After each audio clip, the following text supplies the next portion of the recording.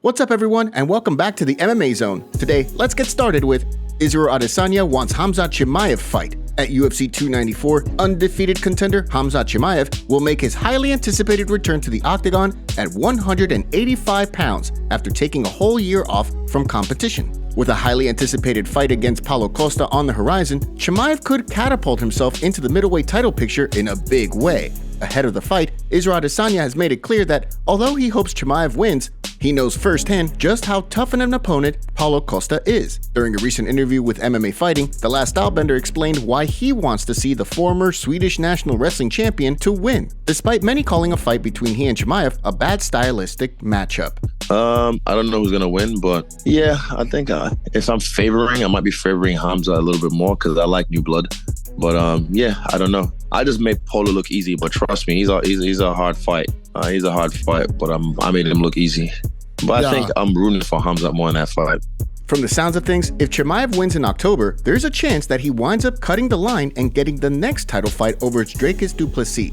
Although Adesanya didn't state either way who will be getting the next crack at the belt should he emerge from UFC 293 victorious, he stated that he calls the shots. If Chimaev defeats Paulo Costa, do you want to see him fight Ciryl Adesanya? Drop your thoughts in the comment section below. Shout out to our first comments on yesterday's video. Thanks for the support. Cormier reacts to Jon Jones turning down fights. Heading into Jon Jones' UFC 295 clash with Stipe Miocic, fans seem to have mixed reactions to the fight. On one hand, many are eager to see two of the best fighters of their era compete against one another. On the other hand, given that Miocic has not fought since March of 2021, many have questioned why Jon Jones isn't fighting #1 ranked heavyweight Sergey Pavlovich. As Jones has explained, although he understands why fans want him to fight up-and-coming fighters like Tom Aspinall and Sergey Pavlovich, his focus is on maintaining his legacy through smart business decisions. Recently, Hall of Famer Daniel Cormier weighed in on the situation during a video for his YouTube channel, explaining that while Jones could elevate fighters like Pavlovich into mainstream stars, he has no incentive to.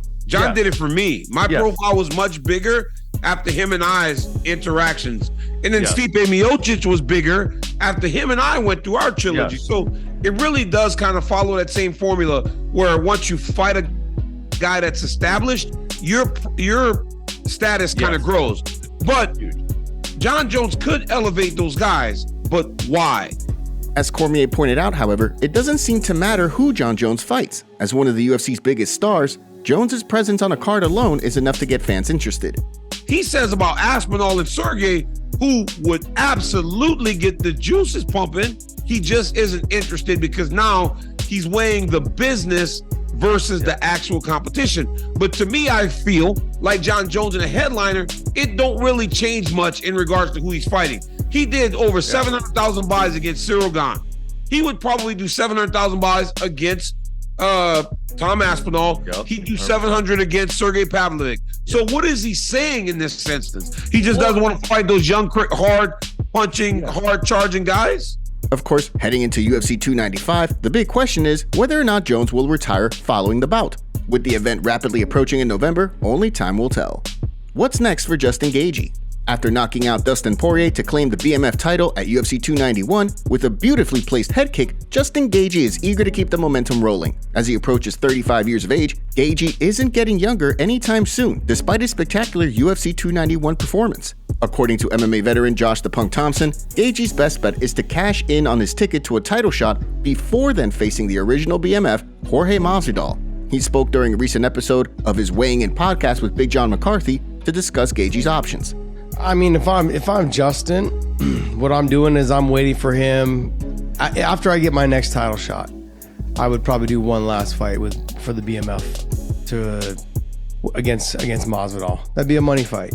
Say my goodbyes. Like my retirement fight would be to fight it, and then that gives Masvidal time to get even more fat. And be out of the sport, a little bit longer while Justin's been training for title shots. Of course, when Jorge Masvidal was asked what he thought Gaethje should do following the win over Poirier, he teased his return to the octagon, saying that Gaethje should fight him. Do you think we'll ever see him return to the octagon for a BMF showdown? Gilbert Burns makes bold prediction on Ian Garry. Ian Garry has continued to rise to the occasion and collect wins since joining the UFC back in 2021, rattling off 6 straight wins that recently saw him pick up a rare 30-24 scorecard in his UFC 292 win over Neil Magny. While many have questioned whether or not Garry has what it takes to compete with the best of the best at 170 pounds, given the number of grapplers hovering around the top of the division, Gilbert Burns believes Garry is destined for greatness. While speaking on MMA Fighting's Portuguese-speaking Trocação Franca podcast, Burns sung Garry's praises, saying, "I think so. In a few years, yes. He's a great kid, 25 years old. This kid is a bad." Before the fight, he said he would do all that. He pretty much called the entire fight beforehand and pulled it off. "I think Shavkat Rakhmonov is really good too," Burns said. "There's also Jack Della Maddalena, a tough kid who's coming up. There's this Venezuelan kid, Michael Morales, an undefeated kid. Gabriel Bonfim too, a nasty kid. There's new blood coming." Burns, of course, is keeping an eye on the landscape of the division while he heals up from a shoulder injury sustained in his #1 contender bout with Belal Muhammad earlier this year. With Garry on the rise and a bright future ahead, how do you see Garry's career panning out? Drop your predictions in the comment section below. Before we continue, make sure you give that like button some love and be sure to subscribe to the MMA Zone for all of the latest news. Max Holloway knows a 4th fight with Volkanovski is a long shot, but he doesn't care.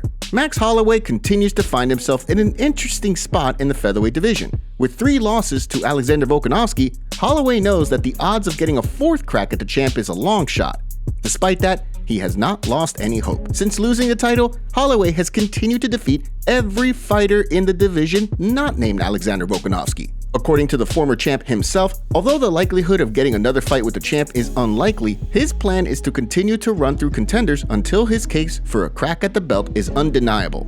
During a recent video for his YouTube channel, Holloway spoke about his current standing in the division. And that's what the UFC is known for putting the best guys in the world against each other, you know? And I'm here, I'm not taking breaks, I'm not being like, oh, I own this, I'm own that. I'm fighting anybody and everybody to get back there. I'm gonna be clawing and scratching my way back to the top, you know? Like I said, like we've been saying, undeniable. According to Holloway, he's setting his sights on a return to the octagon early next year, after entering into his bout with the Korean Zombie with injuries that he needs to take care of. While he has his sights set on capturing UFC gold once again, he has no plans of calling anyone out. Whether or not he's able to secure another crack at the title, only time will tell. Updates on Ciryl Gane robbery. While heavyweight star Ciryl Gane was picking up a big win over Sergey Spivak in the main event of UFC Fight Night Paris, his apartment was being burglarized. According to French outlet Le Parisien, police were notified of a robbery, which led to an investigation that uncovered signs of forced entry. Among the list of stolen items was a Rolex watch valued at 150,000 euros, the equivalent of over 160,000 US dollars. While it doesn't appear that any arrests have been made in this case, French police have seen this situation before with footballers having their homes burglarized while they are not home. An anonymous source close to the case, who was quoted by Le Parisien, spoke about the situation, indicating that the criminals may have had an inside source within Gane's team. It is possible that the thugs have carried out scouting or that someone from the sportsman's entourage has informed them about his schedule. Fortunately, no one was hurt in the ordeal, and with an investigation underway, expect updates sooner rather than later. Khabib sends warning to Islam Makhachev before UFC 294. When Islam Makhachev took on Charles Oliveira at UFC 280, he controversially did so without his longtime friend and training partner, Khabib Nurmagomedov, in his corner. At the time, the UFC Hall of Famer had taken a step back from coaching, leaving AKA head coach Javier Mendez to lead the cornering duties for Makhachev's title fight with Oliveira. Leading up to the highly anticipated rematch at UFC 294, Nurmagomedov has offered a word of caution to his close friend during a recent interview with Yuka Hiro. It's more difficult. For Islam, there will be more risk. He pointed out that Oliveira had nothing left to lose. Oliveira has nothing to lose. He has already lost. If in the first fight he had any concerns and so on, now he doesn't, Khabib said. This could make Oliveira a more unpredictable and formidable adversary. Although Nurmagomedov has predicted that the fight will be tougher than the pair's UFC 280 clash, he won't be making his return to the champ's corner for the rematch. As he confirmed in the same interview, he's standing by his decision to remain retired from cornering. Interestingly enough, heading into Islam Makhachev's UFC 284 clash with Alexander Volkanovski, Nurmagomedov also predicted that his longtime friend would be in for an incredibly tough fight. Given how controversial the scorecards were in the Makhachev-Volkanovski fight, do you think Nurmagomedov's prediction regarding Makhachev versus Oliveira 2 being a tougher fight will also come true? Drop your predictions in the comment section below. Top comments. Asking Volk who he thinks is gonna win in an Izzy fight is like asking Colby who's gonna win a war between the US and Brazil. Wouldn't Dustin be in concussion protocol? How could he fight again so soon? Press conference is gonna be lit. I'd love to see Strickland win, but I seriously doubt that will happen. If you want to be featured on our next video, make sure to leave a comment and don't forget to check out yesterday's video in case you missed it.